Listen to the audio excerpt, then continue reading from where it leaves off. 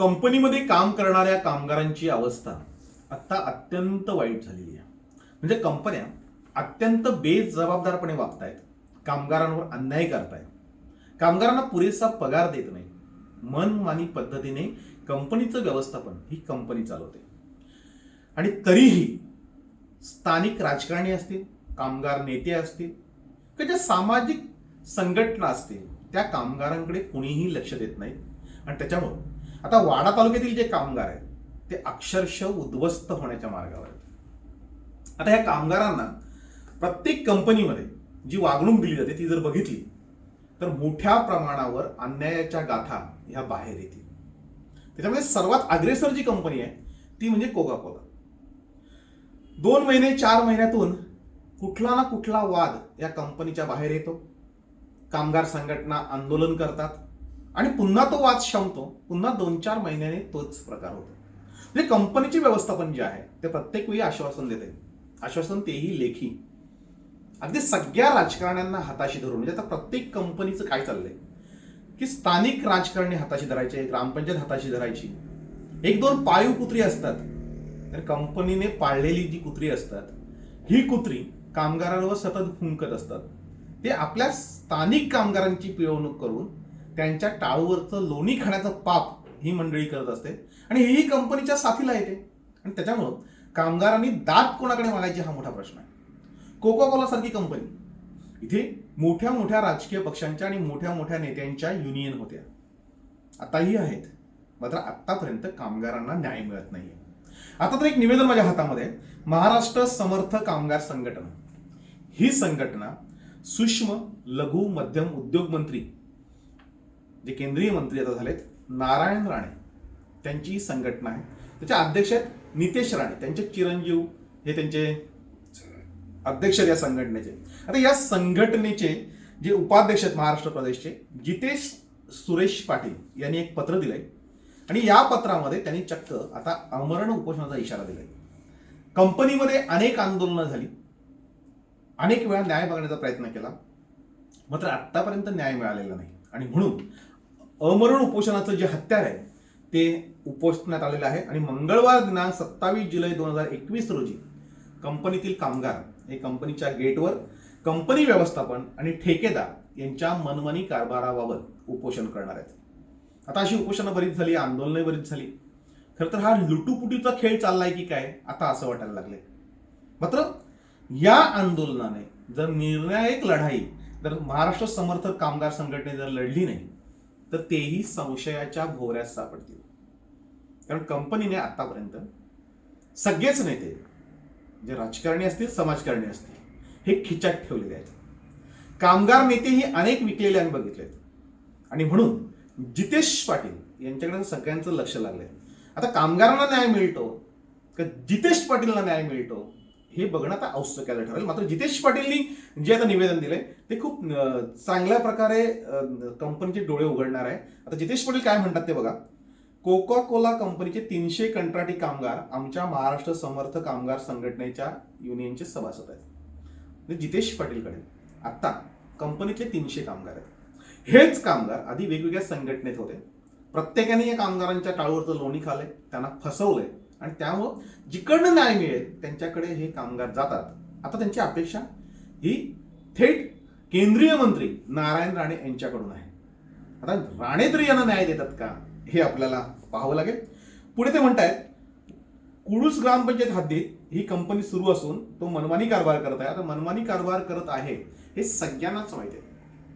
म्हणजे Coca Cola कंपनीच्या व्यवस्थापकाने एवढ्या वर्षात, म्हणजे कंपनी सुरू झाली आता एवढ्या, जेवढं काही पाप डोक्यावर घेतलंय, जेवढी काही कामगारांची पिळवणूक केली, जेवढे कामगार उद्ध्वस्त केले, म्हणजे अक्षरशः त्यांची बायकाबरोबर रस्त्यावरच कामगारांची, हे सगळं पाप डोक्यावर घेऊन ते लोक जगतायत आणि अजूनही ते मनमानी कारभार करतायत हे वास्तव आहे.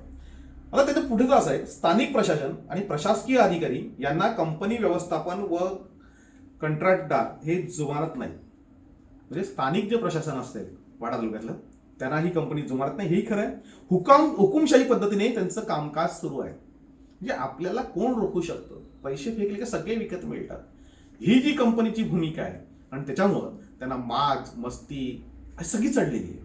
त्यांनी एक चांगला शब्द वापरला की हुकुमशाही पद्धतीने त्यांचं कामकाज हे सुरू आहे. पण हा वाडा तालुका आहे, म्हणजे हुकुमशाही मोडीत काढायला फारसा वाडा तालुक्याला वेळ लागणार नाही. हा इतिहास आहे, हा कंपनीने समजून घेतला पाहिजे. जुन्या कामगारांना कामावर काढून टाकत त्यांना महिन्याला 26 दिवस काम न देता कमी रेट प्रमाणे नवीन कामगारांना कामावर रुजू करत आहेत. म्हणजे आधी जे कंत्राटी कामगार आहेत कंपनीत वर्षानुवर्ष काम करत आहेत, त्यांचं भवितव्य अंधाकारलेलं आहे आणि त्याच्यामध्येच नवीन कामगारांची भरती केली जाते. नवीन कामगारांची का भरती केली जाते, तर ते कुठल्याही पगारावर, अगदी तुटपुंजा पगारावर काम करायला तयार आहेत. म्हणजे कामगार मेले ते चालतील, कामगारांचं रक्त शोषलं तरी चालेल, आपली कंपनी मोठी झाली पाहिजे, आपला फायदा झाला पाहिजे आणि म्हणून कमीत कमी पैशामध्ये मिळणारे जे वर्कर आहेत ते त्यांनी भरायला सुरुवात केली असं त्यांचं म्हणणं आहे. पुढे ते लिहितात, 15-20 वर्ष काम करत असलेले कामगार कंपनीमध्ये काम करून आपला उदरनिर्वाह चालवत असताना कामगारांना षडयंत्र करून कंपनीतून बाहेर काढलं जातं. हे वास्तव आहे. अनेक कामगारांचा बळी या कोका कोला कंपनीने घेतलेला आहे.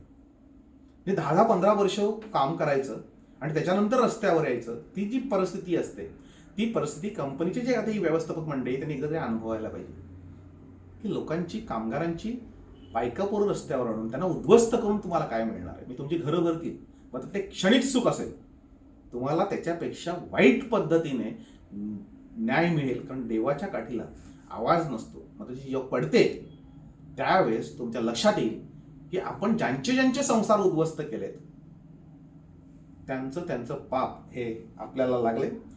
आता त्यांनी अनेक गोष्टींपासून ज्या कामगारांना वंचित ठेवलं असे लिहिले. 6 महिन्यापासून ते नियमित पगार वेळेवर देत नाहीत. म्हणजे कोका कोला कंपनी सारखी कंपनी 6 महिने झालेत वेळेवर तिने कधीच पगार दिलेला नाही. इतर हक्काच्या गोष्टींपासून त्यांना वंचित ठेवले. कंपनी प्रशासन, ठेकेदार यांच्याशी युनियन पदाधिकाऱ्यांनी वारंवार या संदर्भात मीटिंग केली. सर्व मागण्या आमच्या युनियन पदाधिकारी कमिटीच्या समोर मान्य करतात, परंतु त्याची पूर्तता होत नाही. हे वास्तव आहे. जितेश पाटील जे सांगतात की कंपनीत गेल्यानंतर, आंदोलन केल्यानंतर सगळ्या मागण्या मान्य केल्या जातात, तात्पुरतं आंदोलन मागे घेतलं जातं आणि त्याच्यानंतर पुन्हा एकदा त्यांना फसवलं जातं. हे वारंवार घडतंय आणि तरीही आम्ही आंदोलनं मागे का घेतो, म्हणजे पूर्ण मागण्या मान्य झाल्याशिवाय आमचं आंदोलन आटोपतोच कसं, हाही मोठा प्रश्न आहे. आता ते पुढे लिहितात, आता हक्काच्या गोष्टी मिळत नाहीत तोपर्यंत कंपनीचे कुठलेही व्यवहार आम्ही चालू देणार नाही. 27 जुलै 2011 पासून अमर्यादित कालावधीसाठी गेट बंद करून आम्ही आमरण उपोषण करणार आहोत असं त्यांचं म्हणणं आहे. आता आमरण उपोषण नावाचा आता खेळ सुरू झालाय. हे सगळेजण आमरण उपोषणाच्या धमक्या देतात आणि सकाळी बसतात आणि संध्याकाळी ते उपोषण संपतं. हे आता सगळ्यांना माहीत झालंय. म्हणून आमरण उपोषणाच्या धमक्यांना आता कोणीही घाबरत नाही. स्थानिक जे पोलीस प्रशासन आहे त्यांना हाताशी धरून कंपनी नेहमी कामगारांना अन्याय करते. म्हणजे पोलीस अधिकाऱ्यांना एक विनंती आहे की आपण कंपनीच्या बाजूने आहात की कामगारांच्या बाजूने आहात. आपण एकतरी कामगारांच्या बाजूने विचार करून बघा, कामगारांचं म्हणणं एकदा ऐकून बघा, त्यांच्या घरची परिस्थिती काय आहे ती बघा आणि त्याच्यानंतर बाजू कोणाची घ्यायची ते बघा. न्याय द्यायचा असेल, न्यायच द्यायचा असेल तर आपल्याला कामगारांना तो द्यावा लागेल. कारण पोलिसांचं ब्रीदवाक्य आहे, सदरक्षणाय खल निग्रहणाय. सज्जनांचं रक्षण आणि दुर्जनांचं निर्दालन. आपल्याला दुर्जनांना ठेचायचं आहे, सज्जनांना आपल्याला न्याय द्यायचा. होतंय काय की सज्जन कधीही तुमच्याकडे कुठल्याही गोष्टी घेऊन येत नाही आणि त्याच्यामुळे सज्जन हे न्यायापासून वंचित राहतात आणि दुर्जन असतात ते मात्र न्याय घेऊन मोकळे होतात. निदान कामगारांच्या बाबतीत तरी, जिथे रोजीरोटीचा प्रश्न आहे, जिथे थेट पोटाशी संबंध आहे, अशा कामगारांच्या पोटावर लाथा मारू नका. तर यावेळेस तरी या आंदोलनामध्ये पोलिसांची किंवा तहसीलदारांची किंवा प्रशासनाची जी भूमिका आहे ती एकदा तरी कामगारांच्या बाजूने असावी. कारण गेली 15-20 वर्ष आम्ही बघतोय प्रत्येक वेळेस कंपनीला न्याय मिळतो, कामगारांना न्याय मिळत नाही. आता या कामगारांच्या मागण्या काय ते बघूया. ते म्हणतायत की नवीन कामगारांची भरती बंद करून जुन्या कामगारांना 26 दिवस काम द्यावे. आता आधी जे कामगार आहेत त्यांनाच काम नाही आहे आणि तरी नवीन भरती चालू आहे. हा काय प्रकार आहे? हाच प्रकार आहे की कमी किमतीमध्ये, कमी मजुरदारीमध्ये आपल्याला कामगार मिळतात आणि म्हणून जुन्या कामगारांना काढण्याचं हे षडयंत्र रचलं जाते.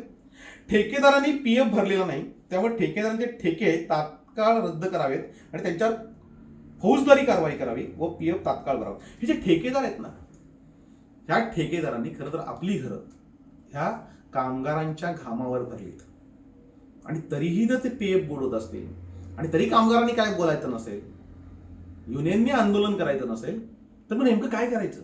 तर ह्या ठेकेदारांना गजाआड केलं पाहिजे. यांच्यावर गुन्हे नोंदवल्याशिवाय, कारण पीएफचा जो कायदा आहे तो जर लक्षात घेतला तर हे ठेकेदार गजाआड होतील आणि म्हणून यांच्या पहिले गुन्हे नोंदवतो.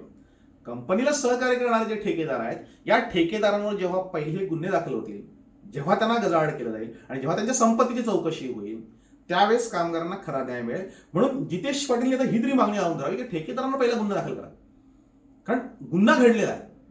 कामगारांचा पीएफ भरणं गरजेचं होतं, तो भरलेला नाही, गुन्हा झालेला आहे. आणि जर हा गुन्हा नोंदला गेला नसेल किंवा हा नोंदवला गेला नसेल तर कुठेतरी पाणी मुरतं.